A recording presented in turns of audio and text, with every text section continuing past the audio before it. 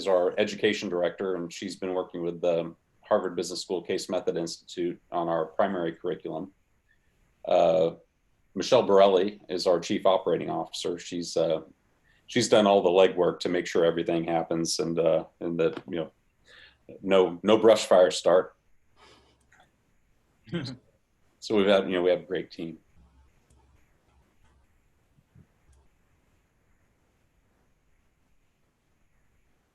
And I saw in your bio that you went to Yale Divinity School. We've got one of our teaching assistants as an undergrad at Yale, Bella, and then Shar Green, one of our teachers for the summer, as a master's from Yale. So yeah, it's exciting. It must be stellar team members and people, just by virtue of that connection. Well, just all around, it's just we've got wonderful teachers, wonderful teaching assistants from all over the country, and that's part of what we try to do. We want teachers from around the country. We want college students helping out from all over the country. We want students from all over the country. We want a student body that looks like America, and that way we can have really deep discussions about what's going on, and relating history, these foundational issues of history, to what's going on today.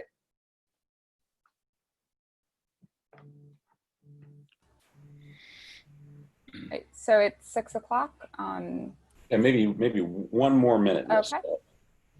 And if you can just let us know when we go. Are we live on Facebook yet? We are, but I muted it, so hopefully it's okay. All right. Okay.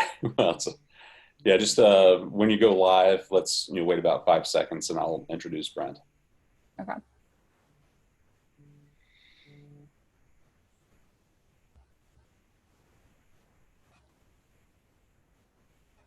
All right. Why don't we go? Okay. We are going. Hey, well, welcome everyone. This is our 4th speaker this summer, and we're incredibly honored to have Elijah Heyward here tonight.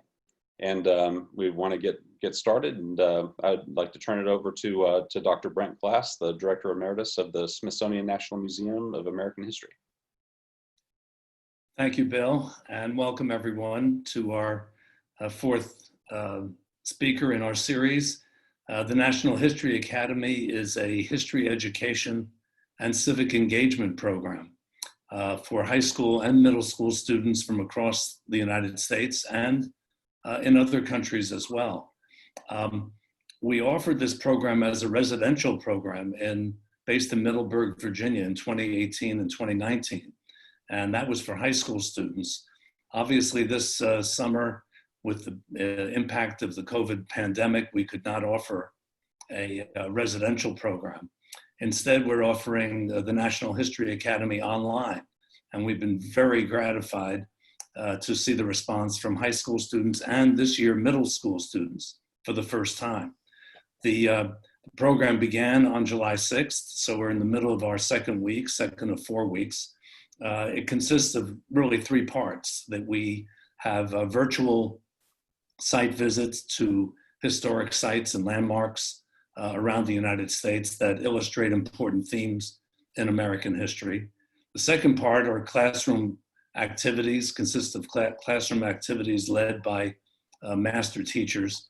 And the third part is our series of guest speakers who are talking on topics that are connected to the major themes in American history. I should mention that we are still enrolling students in our program. The second session of the middle school program will begin next week, and you can still enroll in the program for high school students on a weekly basis, and tuition is free.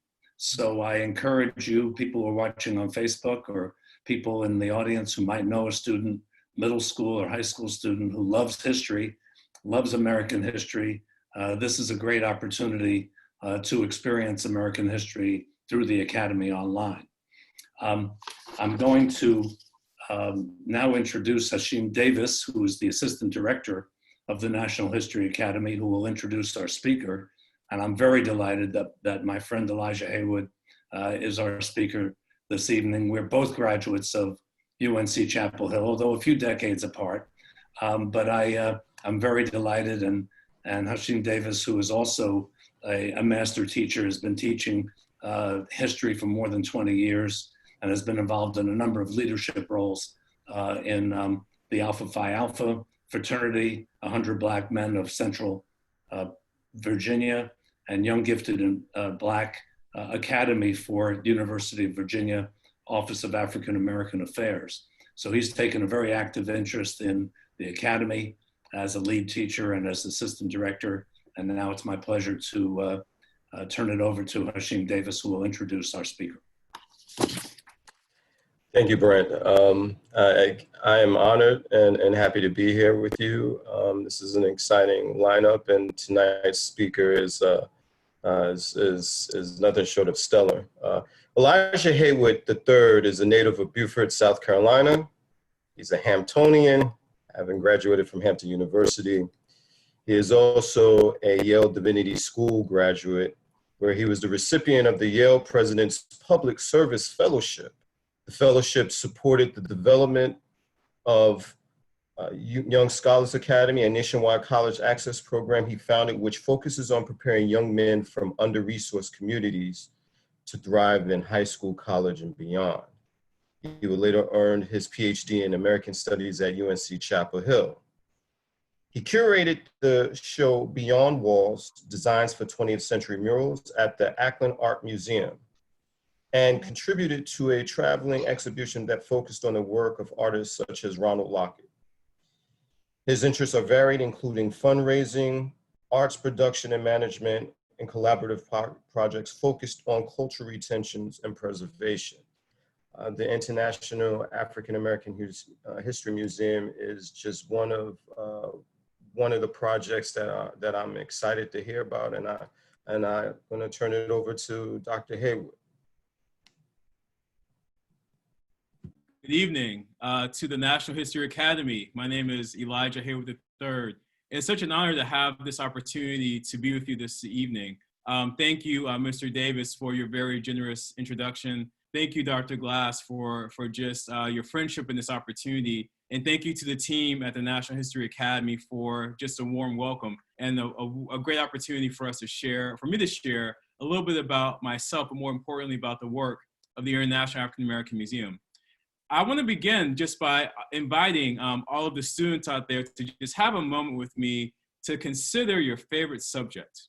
I think that we all had a favorite subject in school. For me, that subject continues to guide my life. But right now, I would like for you to consider the one subject that you really enjoy, your favorite teacher that taught that subject, and how you feel going to that class. I know that the world is quite different now, so just take a moment to just think about that subject in the class you really, really enjoy.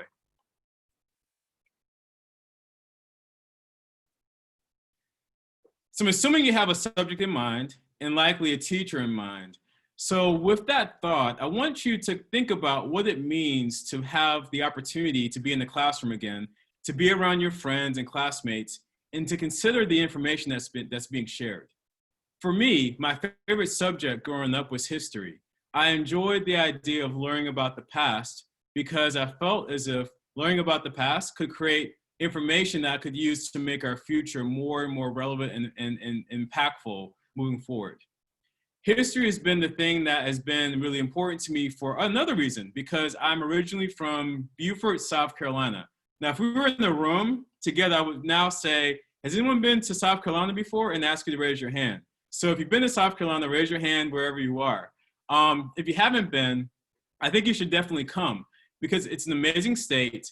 But what's more remarkable about South Carolina is the fact that so much of American history can trace its roots back to our state, and particularly Charleston, where I now live and work.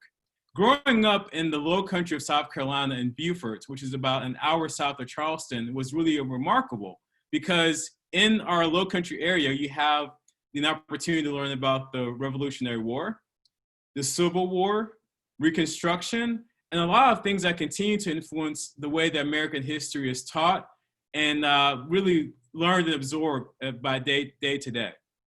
One important thing that is remarkable about the Low Country is the fact that Charleston, South Carolina was the single greatest point of entry for enslaved Africans. So you likely have heard the word slavery during your course of studies in high school and middle school. It's a really important part of American history to remember the fact that slavery took place and continues to have an impact to our country day by day. Charleston, in light of that, was the single greatest point of entry for African captives who were taken from West Africa, brought across the Atlantic through the Middle Passage, and brought to Charleston as one of the entry points in America, where more enslaved Africans came than anywhere else in the country. Which makes the work that I've committed my career to, particularly with the museum, that much more impactful. Because in Charleston, we have the history of the period of enslavement. You have the fact that the Civil War, as you know, started in Fort Sumter, right there in Charleston, not far from where our museum will be. And also the fact that so much of the cultural outputs that make America so interesting and fascinating by virtue of the African-American experience can trace their roots to Charleston in a very particular way. So today I'm really excited to join you to talk about a project that's really near and dear to my heart, the International African-American Museum, but also have an opportunity to engage with you through questions based upon what I share. So I'm going to begin by showing a video that offers a bit of an introduction of our work, a second video that offers a walkthrough of what the building will look like, and then some information about the exhibits and the overall visitor experience that will shape the institution that we're building. But before doing that, I just want to offer a little bit of a background information on my journey to this point. Again, I'm from Beaufort, South Carolina. I was raised by an amazing community there that had a really profound impact on investing in my future. I attended college at Hampton University, where I studied history, but more importantly, had the opportunity to really engage in the process of archival research in our museum, looking at the archives that really tracked the whole experience of Reconstruction, education for African Americans, and the way in which our society embraced the Black experience during a particular period of time. After Hampton, I went to Yale Divinity School, where I studied religion with a particular focus on African American culture in a way that will allow me to create academic programs to support young people in communities around the country. And my journey here to being in this role was really informed by my time at the University of North Carolina at Chapel Hill. I'm a proud Tar Heel, where I was an American Studies PhD, which allowed me to do amazing work with the Akron Art Museum as a documentary filmmaker and photographer, and to really collaborate with archival artifacts that really shaped the way in which I was able to appreciate museums for their important contribution to the world today. So with that, let's pause on my presentation and show the video that offers an overview of our work, and I'll rejoin you to talk more about the project itself in more detail. I am Barbados. I am Senegal. I am Togo. I am an American.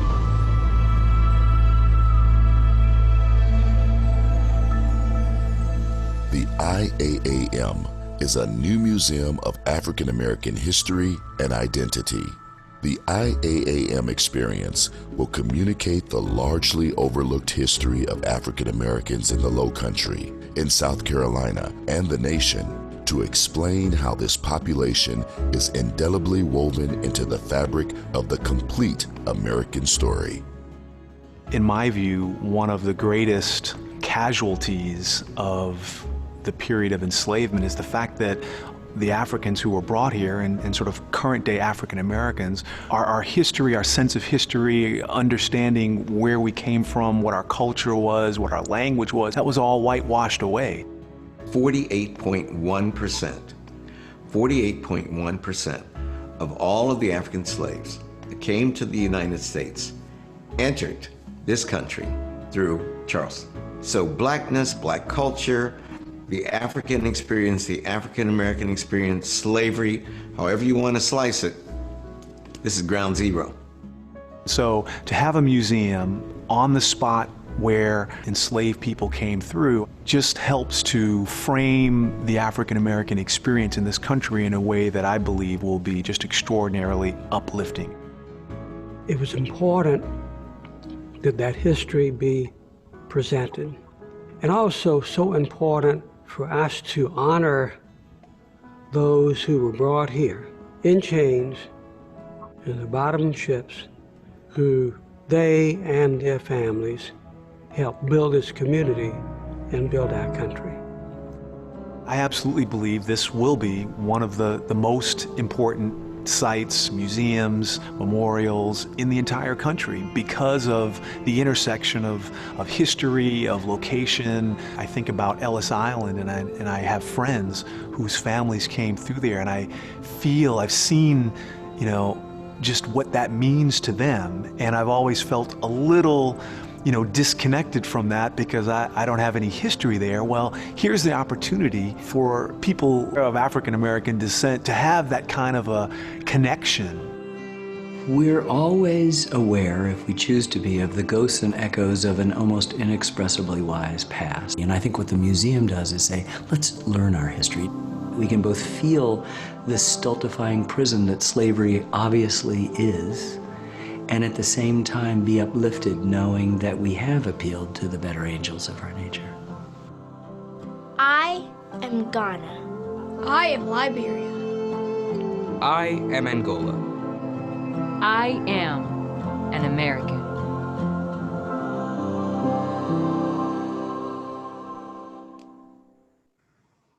Thank you. So the video provides a bit of an introduction to our mission and who we are as an institution. But I'd like to offer a bit more of an overview for you before moving to show another video, which will give you a walkthrough of actually what the visitor experience will look like. Our museum is based in Charleston, South Carolina, and we have a very clear mission, which is to honor the untold stories of the African American journey at one of our country's most sacred sites. What makes our museum so special is that there are a lot of museums around the world that tell particular stories and that honor particular sites that are located away from where the history happened. What makes our site so special is the fact that our museum is located at Gadsden's Wharf, which at one point in time was the largest wharf in America. Charleston was the wealthiest city in America by virtue of slave labor and the slave trade. And in this site is where many African captives took their first steps in America. So what makes this really powerful is that it becomes a point of pilgrimage for all Americans to come and learn a particular history right where the history happened. So the sacredness of the site honors the fact that the African American experience is a part of their journey. I know that you probably heard the word journey before. It's a trip, it's a voyage, it's something that allows us to traverse time in a particular way. We are honoring the fact that the African American journey is one that started beyond America, in Africa, where there were civilizations, there were cultural outputs, ingenuity, scholars, a really well-realized life for people that were robbed from them by virtue of the slave trade. This journey had a touch point in Charleston, the single greatest point of entry for enslaved Africans in America. And then beyond Charleston, those African captives, later enslaved people, but as citizens, down the line, left Charleston to impact the world in a powerful way. So this journey is one that we honor, we celebrate, and we hope to educate about in a really particular way.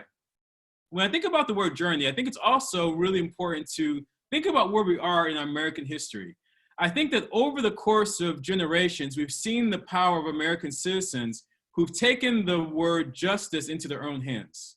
Over the past several weeks, we've seen citizens protest, talk about the prevalence of racial violence, police brutality, inequality, in ways that have really challenged us as a society to consider how we can give back in a tangible way.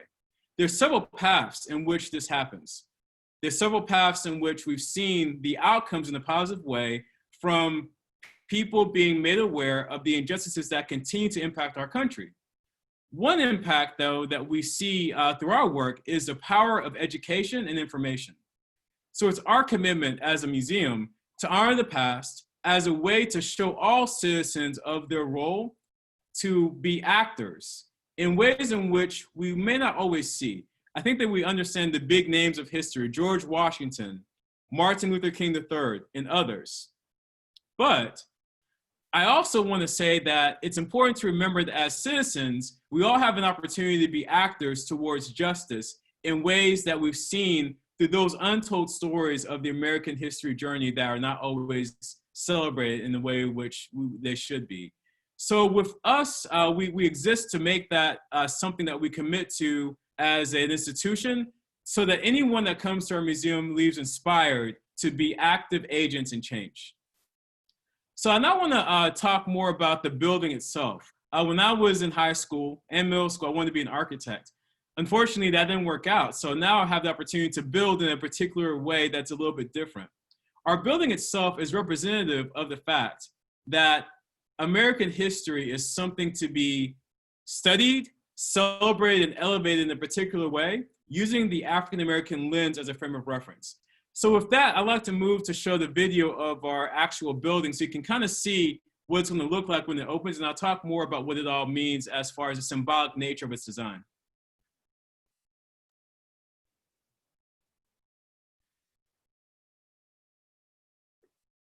So here you have an image of our building located on the former Gadsden's Wharf facing the Charleston Harbor.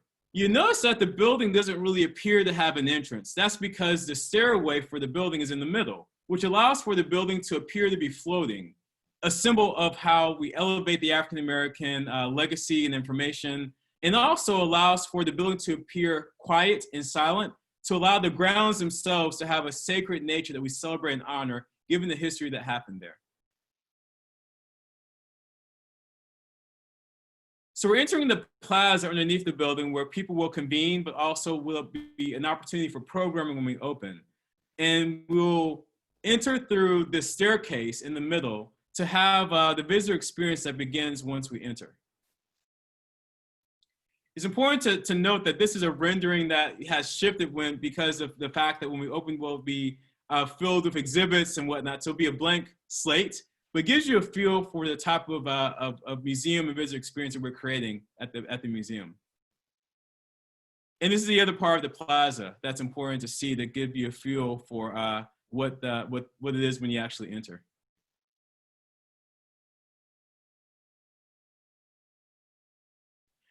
So the grounds themselves are designed by Walter Hood, an award-winning landscape architect.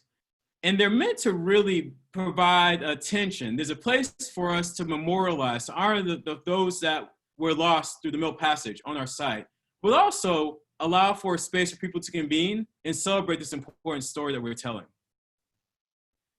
So with that, I'd like to walk through some of the attributes of our project that's important to share. So I'm going to share my screen and kind of talk through who we are in a more tangible way.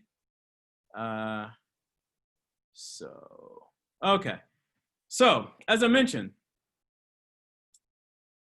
we are the International African American Museum, and our role is to honor the untold stories of the African American journey at one of our country's most sacred sites.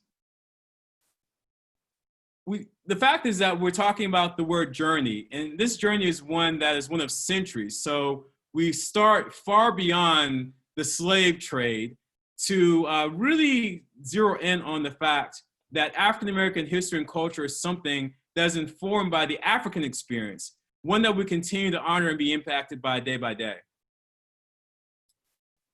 So I want to give you a feel for the layout of our grounds. You'll see here that, as I mentioned, the design is one that is meant to do a few things. Walter Hood, the landscape architect, wanted to kind of work through the tension of having a place for contemplation to memorialize, but also a place for us to have active engagement with the topics and ideas and stories that we present. So this plaza that we have here is a place for that active engagement where we can have movement, speakers, dance performances, music performances, all the above. But right here, facing the Charleston Harbor, is a water feature that's meant to really reference and honor the Mill Passage in a way to allow us to never forget the fact that this is a sacred site where so many African captives were brought against their will, and we must honor the fact that that is something that we continue to deal with as a nation today. So this is a view of the water feature here, and the African Memorial Garden that's filled with vegetation and representations of the cultural outputs that continue to be part of the frame of reference for our local vegetation and landscape.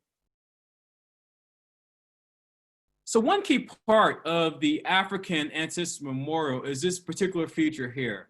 You'll see that there are marble walls with kneeling figures that line the walls. These figures are meant to represent the African captives who were brought against their will to this very spot, but also meant to be a sense, give us a sense of context. The idea is that as you walk along this path, you see a reflection of yourself in the context of the kneeling figures, to allow you to really have a moment of empathy, to understand that these are real people that had the same hopes, dreams, ideas that all people have, despite being, maligned in this particular way. So going back to the design of the building itself, it's really important to note that this was one of Harry Cobb's final projects. We oftentimes think about the work of the National Museum of African American History and Culture, which is a design of a building that's meant to be very literal. It appears to be a crown facing upwards with ironwork inspired by Philip Simmons, a Charleston-based artist. Our building is very different. It is meant to be intentionally quiet, sleek, contemporary, to allow for the grounds themselves to be the more of the focal point for the actual design, which I think is really a really important part of what we hope to have brought to life. The fact that the information, the sacred nature of the site, and the stories we tell are the things we want you to really walk away from and take with you when you come. So our exhibits. The museum itself is about 40,000 square feet. And in those 40,000 square feet, there are permanent exhibits that talk about particular aspects of the African American journey. One of those aspects is Gullah Geechee culture, which you see represented here in this picture, which is a cultural tradition that points back to West Africa. And in America, the community of African Americans that identify as Gullah Geechee have the longest retentions of connections, of practices, pointing back to West Africa. This culture is very prominent in the South Carolina Low Country. Here we have a gallery representing rice, which was the cash crop of Charleston. And so this gallery really talks about the fact that rice, its cultivation, the ways in which it was engaged as far as a food way for the Low Country, is something that's a really powerful case study in slavery and plantation life in particular. So this gallery goes into that in depth. And here we have a gallery called American Journeys, which essentially tells the story of American history through the South Carolina and African American lens, starting with the first arrival of African captives and moving to today, to really talk about how this journey has been impacted and informed over time. And I'd love for you to see this shot, because as I mentioned, the plaza that you saw is meant to be an active place of engagement, of where people will come and have a place to speak to one another, to see performances, a lot of movement, to really honor the fact that while we're telling a very serious and solemn story, there's a sense of action, hope, and pride we hope to inspire by virtue of the experience that we create. Now, one final pillar of our work is our Center for Family History. So as I've mentioned, we have an African Ancestors Memorial Garden. We have the museum itself where the exhibits will be. And the third pillar of our work is the Center for Family History. We're building what we hope to be a preeminent research library and center for all Americans to come to, with a particular focus on the African American experience, for folks to connect the history that we tell through our exhibits to themselves, through connecting the dots of lineage. As we saw in the video, there's a whole notion of Ellis Island that many Americans cling to. The fact that Ellis Island was a point of entry for Americans to have a sense of pride in the country that they came to be a part of. Unfortunately, for African Americans, it was a very different experience, because our ancestors were brought to America against their will. And there was not really a place of pride to enter to see that connection in the way that Ellis Island offers. So for us, the Center for Family History that we're building is an opportunity to privilege the whole notion of family research, help families to connect to their past, and offer a really important layer to the work we do as an institution. So with that, I'm really excited to just have an opportunity to engage with you out there to just share more about our story. But in sum, our museum itself is an amazing project, not because I'm a part of it, but because of its commitment to being a part of the change that's happening in this world today. Information and education is really invaluable. And there's a way in which history can really change lives. And we believe that at the International African American Community, we believe that at the International African American Community, we have a great opportunity to engage with you out there around sharing stories to inspire you, to help you see how activists from the past have used their platforms to make a difference, but more importantly, to transform the way in which American history is taught, experienced, and shared, to really offer a more diverse and inclusive perspective of who we are as a country and people. So I am really thrilled again to be here, and I look forward to just having a chance to answer some questions while we have our time together. Thank you, Dr. Heyward. And the questions are coming in, so let's get right to it. This question is from Giovanna, and the question is, how do you and your team divide time between outside or internal work with research and curation versus external work, as with public tours and educational programs? Giovanna, I think that's a great question. One thing I should submit is that we're still a startup. So our museum opened in 2022. So between now and the time that we open, we're spending a great deal of time developing the exhibits that will be in the museum, connecting our stories with communities like you so you can be excited about who we are and come to visit, and really thinking about the concepts and ideas that will shape the institution we open. But to answer your question more pointedly, I think that being a curator takes a lot of research and a lot of time. So our curatorial team spends a lot of time reading books, being up to date on articles and ideas that really are shaping American history, particularly from the African American experience. And they take that information to ensure that what we produce through our exhibits and other outputs are all accurate, all relevant, and all impactful. So that being an important foundation for our institution is really important to underscore. The other part is how we share that story with individuals around the world. So we have a really important department called the marketing department, whose job it is to think about ways in which to connect our institution to citizens near and far, to allow them to know that this is an important resource that's being built, but also to help them to be, to invite them to join us for this journey between now and the time that we open. Thank you. This is from Yanal. Do you have any historical role models? Oh, that is a great question. I have several, to be honest with you. I'm going to start with my great-grandparents. I am named after my grandfather and my father, who share the same name. I'm the third. So I often think about the blessing of being born and raised in this place like Beaufort, South Carolina, where I got to know both sides of my family by virtue of our roots right there in Beaufort. So I heard stories about my great-grandparents, what they did, what they accomplished, and the ways in which they moved through particular historical moments with a lot of courage despite the odds. So I'll say that they're my most tangible heroes. But beyond that, I've always had a profound interest in Frederick Douglass. Frederick Douglass has become more prominent recently with the David Blight biography that was recently awarded a Pulitzer Prize. But Frederick Douglass transformed my life when I was in high school when I first read his book. And I will submit, it's the one book that I read in high school, college, graduate school, and in my PhD studies, which says a lot about his power. But Frederick Douglass's The Narrative of the Life of an American Slave transformed my life because it taught about the impact of the abolitionist movement. The book itself was a tool to transform the ideas and hearts of Americans that did not fully understand the impact of slavery. So the idea that a narrative as personal as that could be used to have such a big impact to end slavery in America was really key.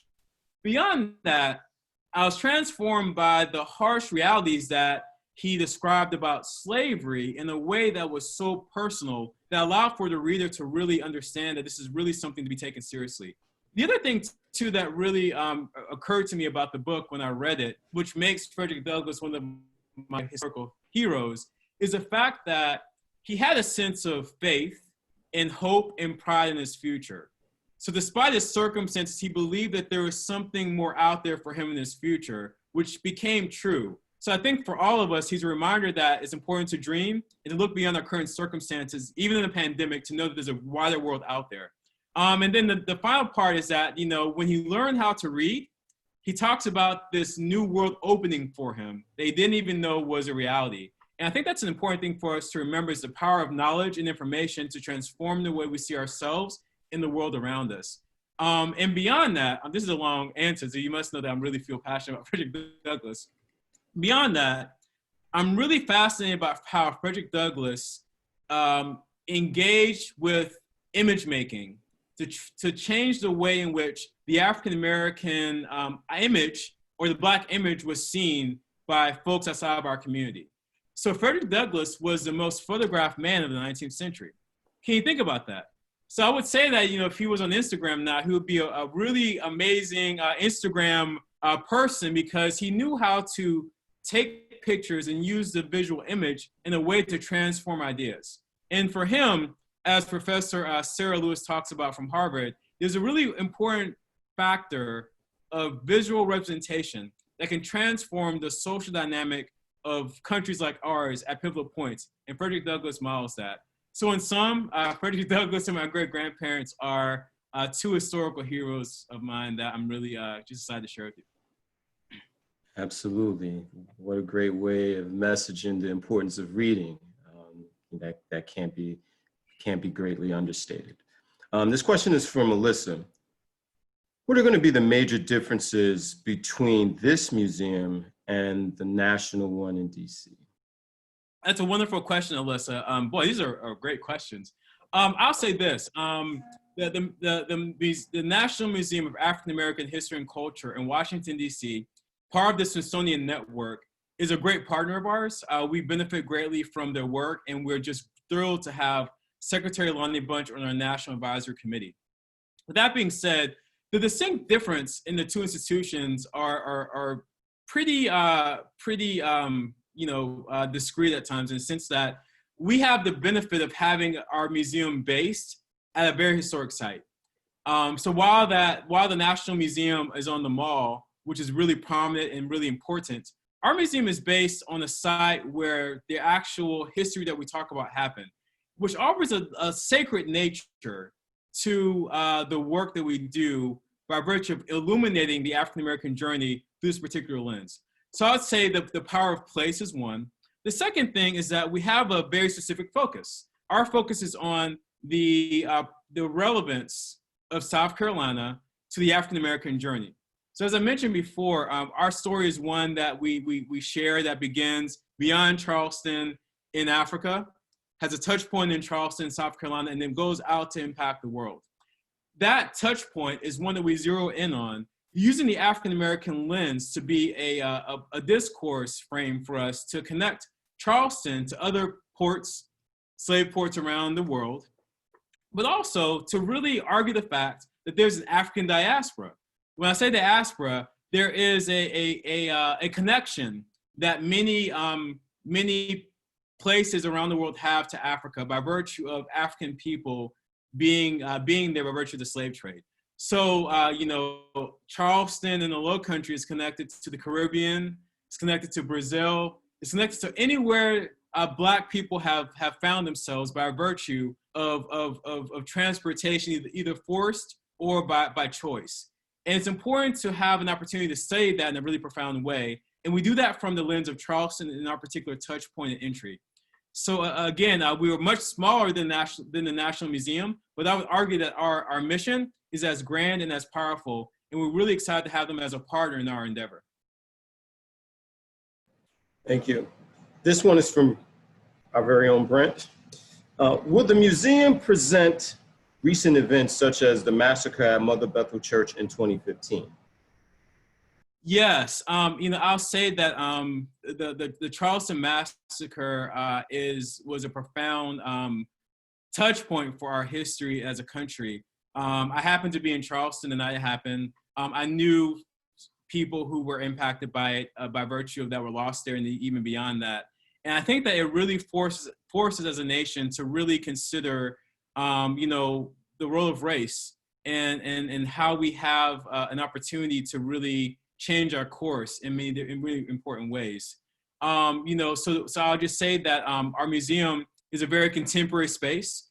While we look at the past, we also have a very keen interest in sharing narratives of the future in the present, we'll say as well. So the Charleston shooting and other relevant events, contemporary events, will definitely be covered in our museum when we open.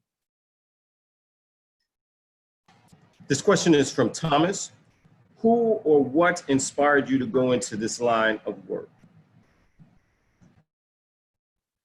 It's fascinating. As I started out, I've always been passionate about history, but I've also been passionate about knowledge and information.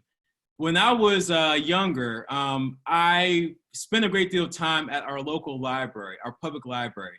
My parents would take me. I was enrolled in the summer reading program every year, but they also dropped me off because they felt, safe with me being there. And as a kid, I felt really empowered to explore. Can you imagine being a young person in elementary school and middle school and having the free range to go up and down the aisles, to pick up books, to do research, to have your intellectual curiosity be the thing that drives you in particular paths, and to have caring adults who are invested in guiding you on that path forward. So I just love the idea of having knowledge at my fingertips, literally, and having a space to explore it. So I think that my early experience in my local public library, as well as the Penn Center Museum where I volunteered during high school, were two very keen experiences that excited me about the power of history, the power of objects, the power of communities having a role in how we venerate, celebrate the past, support young people like me in our future, in our endeavors. So I wanted to be a part of offering that to the next generation. So I think my role here is really a labor of love in a particular way because of my passion for seeing how history can affect change. And I just say this as an aside. One of my favorite periods of history is the Civil Rights Movement. I was really impacted by that in high school because I saw how the rhetoric of Martin Luther King Jr., but others as well, could be used in a powerful way to transform the way that America saw race and the importance of justice and equality.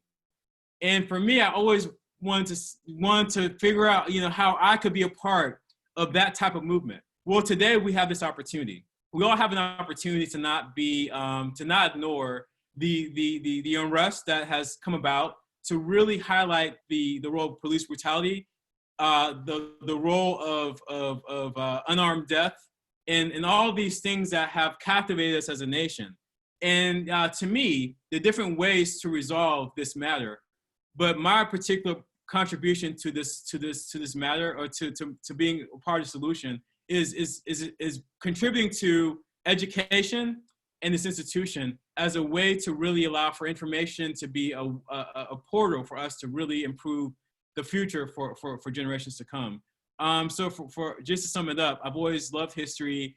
I've been shaped by public institutions and want to be a part of building one like this so that future generations can benefit the way that I did when I was younger. This next question is from Andy. What exhibits are you most excited for? That's an unfair question because that's like asking someone who their favorite child is, but I'll answer. I'll say that I'm excited about every exhibit that we have because I think that as a composite, we do the work to bring together a very full story, and I'm really excited about how we share and how we tell. But in particular, I'm of Gullah Geechee, descent. This is my cultural heritage and background. And there's an entire gallery dedicated to the Gullah Geechee experience. And this is going to be a gallery that's really personal to me and many members of my community, because in many ways, the story of Gullah Geechee people has really been told through a particular frame that is relegated to the turn of the century, the plantation, all the above. It's important to honor this past, but it's also important to talk about how our culture is contemporary in nature. And so I'm really excited about how we're going to approach that and to share that in a way that we can really expand the notion of the African-American experience through our particular lens. This question is from Anne. What are your thoughts for terminology of identifying African American versus Black? And what are your thoughts on that terminology being used as part of the title for the museum? And that is a wonderful question. I would say that, you know, no matter who you talk to, there might be a different answer to this very question. I'll just say, as a scholar, I use Black as a way to honor the African diaspora. So, you know, the fact that, you know, we have originated from Africa and we found ourselves in different parts of the world, Black kind of encompasses a very transatlantic, transnational approach to just a particularly shared identity. The specificity of African American, I think, is really key, because it makes it distinct to the American experience, which is a great part of who we are in our mission. So I'll just say that that distinction is just one that's more global versus national, as far as the way in which our museum talks about the particularity of the African American experience and its impact throughout the world. Outstanding, outstanding. This question is from Saul. Has there been any hardships in building this museum? Yeah, I mean, I think that for all of us out there, you know, we are learning right now in real time that life is not perfect. I don't think I ever expected to spend so much time at home and not have the freedom to see my family and friends and travel and really, you know, walk outside with a mask on. But you find that, you know, with every challenge that we're faced with in life, we have the opportunity to grow and to learn more about ourselves and those around us. This project has been one that's been in the works for about 20 years. Mayor Riley, America's mayor, the longest serving mayor in American history, cast a vision for the museum about 20 years ago. And since then, community members, you know, the designers, people from all walks of life have played a role in shaping the very institution that we're seeing take shape right before our eyes. You know, I can't say the challenges have been such that they have derailed the project in very important ways, but with anything, there are going to be opportunities for growth, experiences, and to see and to honor the fact that when we do open, we'll know that it was only by virtue of all the support that has been cast our way for so long. So I have to just pause and say that I feel very fortunate, and we feel fortunate as an institution to have so many supporters who have volunteered their time, their resources, and more importantly, believed in our mission to get us to this point of being where we are in this juncture of the development of the museum. Outstanding. This question is from Mateus. How do you think this museum helps tell the story of African American heritage as a fundamental part of the nation? Mateus, that's a great question. You know, I think that the word untold is in our mission for a reason. You know, sadly, I'm not sure that the full African American experience has been explored in a robust a way as it could be, through history books, through curriculums, and all the above. So it's our commitment to ensure that the stories we tell honor the fact that African Americans have played a pivotal role in American history beyond the period of slavery. I think that slavery becomes a touch point where we kind of, you know, use a frame and lens to talk about the African American experience. But so much happened through and beyond it that we want to highlight in a really important way. You know, one thing to consider that I often think about is the fact that Charleston is the only place that our museum could exist. A, because of it being the point of entry for nearly half of African captives that came to America. But let's think about it. You know, the Civil War started in Charleston, and you can see Fort Sumter from our museum site. The first Memorial Day was started by African Americans in Charleston, something that we celebrate every year, but I'm not sure we fully honor and represent the fact that African Americans started this tradition in Charleston, of all places.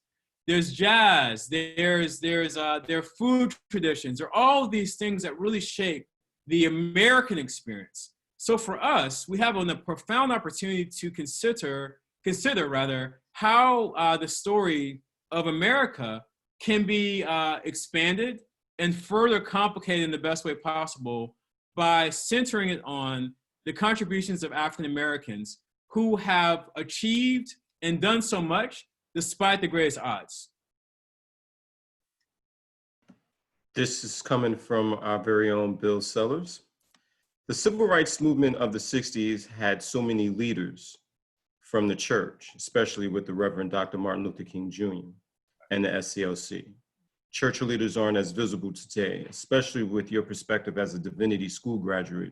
Who do you see as filling the role of Dr. King and the SCLC in providing unifying leadership in the Black Lives Matter movement today?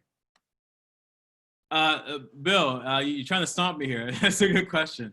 I just want to use this as an opportunity to just, affirm the fact that faith is a major part of our museum.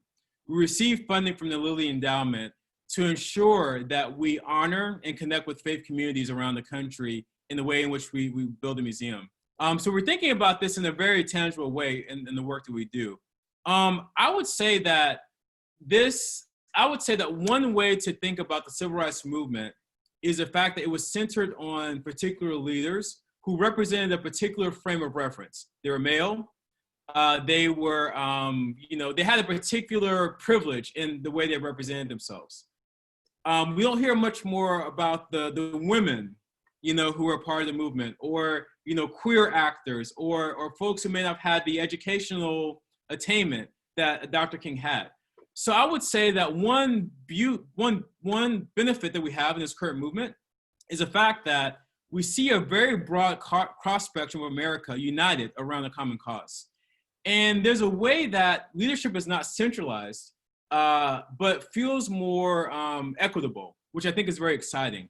So I would honor the fact that there's so many pastors out there who are doing the work day by day, like my brother Chris McKee in Jacksonville, Florida, or my pastor Howard John Wesley in Washington, D.C., that are really doing the grassroots, but even more global work of justice that may not be on the nightly news very often. But the power in the moment that we have here is that all of us as citizens are seeing examples of the power of our voice when we unite in broad coalitions that are diverse to really impact change.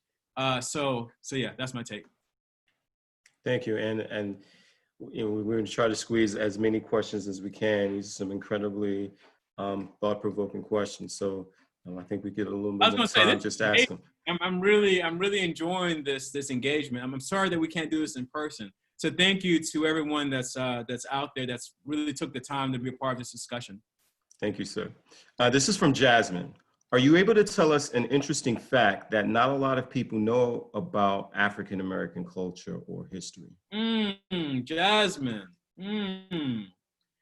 Well, I'll say this. When I was a kid, there was an event in my hometown called the Gullah Festival.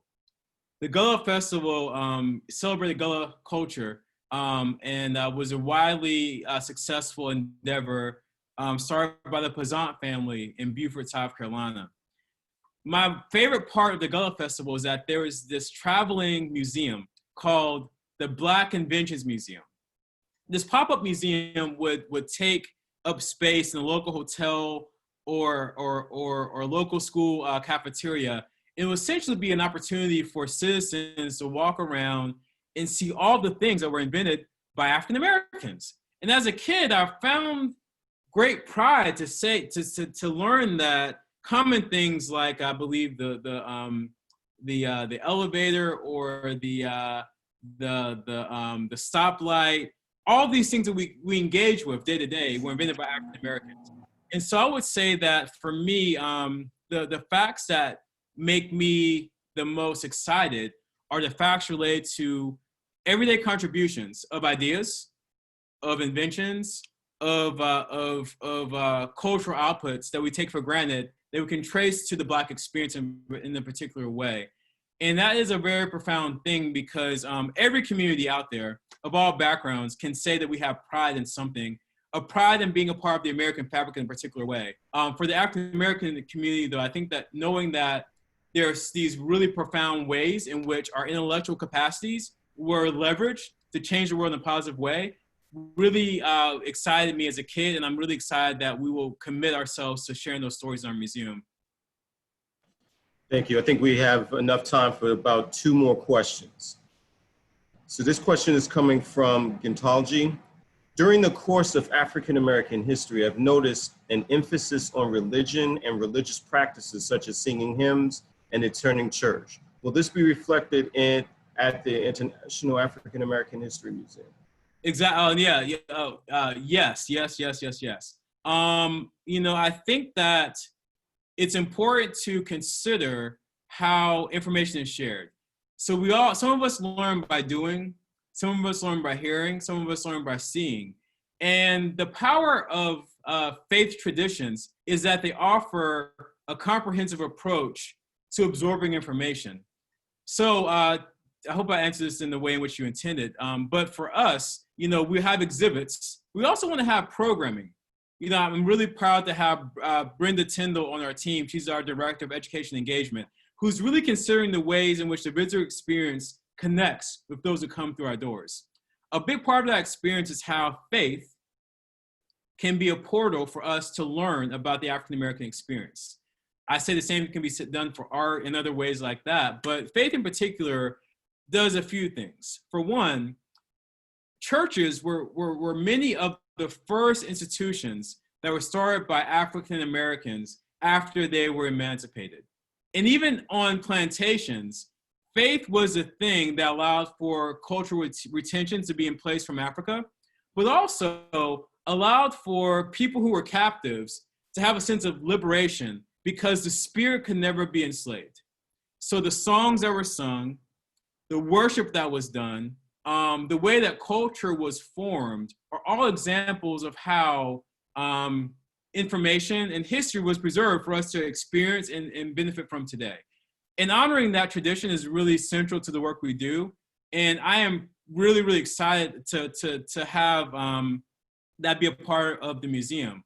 What's also important is that it's not a Christocentric endeavor. It's important that we honor the fact that the Black experience globally has many representations of faith. And even in the Low Country, you know, there's a really strong, you know, Muslim presence or Yoruba presence, you know, all these ways in which faith and spirituality has shaped the way in which our communities have grown and sustained themselves. So for me, there's great hope in looking back to see how people sustain themselves. And we'd be remiss as an institution not to honor that in the work that we do.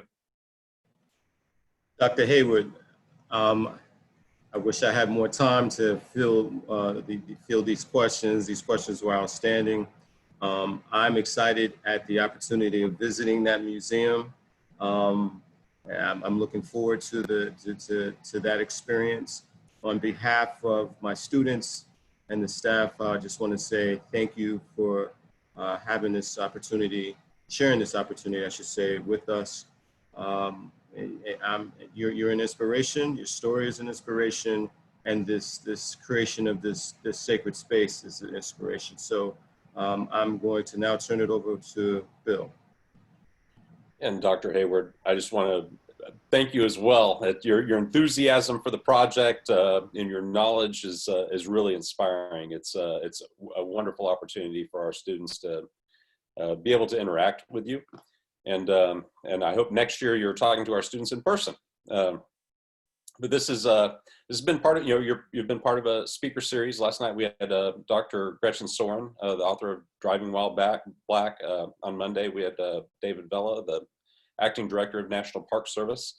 Next week we have Alayla Bundles, the author of Madam C.J. Walker, American entrepreneur, and Spencer Crew, the director of the Smithsonian National Museum of African American History and Culture. So we've had a great speaker series, but your story is inspiring. I mean, it's unbelievable what you're accomplishing in Charleston, and I hope all of us can visit soon. Well, And go ahead. I just want to honor the fact that I'm one of many. We have an amazing team and board that's really supported this project, so I have to honor that and just say thank you again for this opportunity. Thank you to all the students who asked questions. I'm sorry I couldn't get to them. So if you go to our website, there's a picture of me on the staff page, and it has my email address. Feel free to email me, and I would love to respond to as many questions as possible if you send me them directly. So that's an open invitation to engage that way as well. Well, thank you so much, Dr. Heyward. That's a great way to conclude. So we will visit soon. Thank you very much. Okay, thank you.